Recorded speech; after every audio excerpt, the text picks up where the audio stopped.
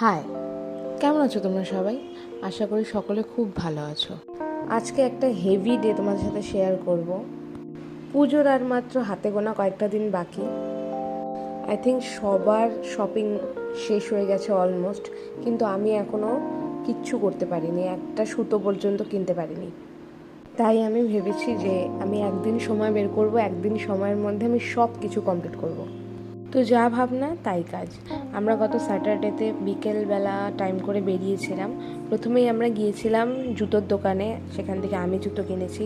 তারপর সেখানে ওর পছন্দ হয়নি, আমরা অন্য দোকানে গিয়েছিলাম।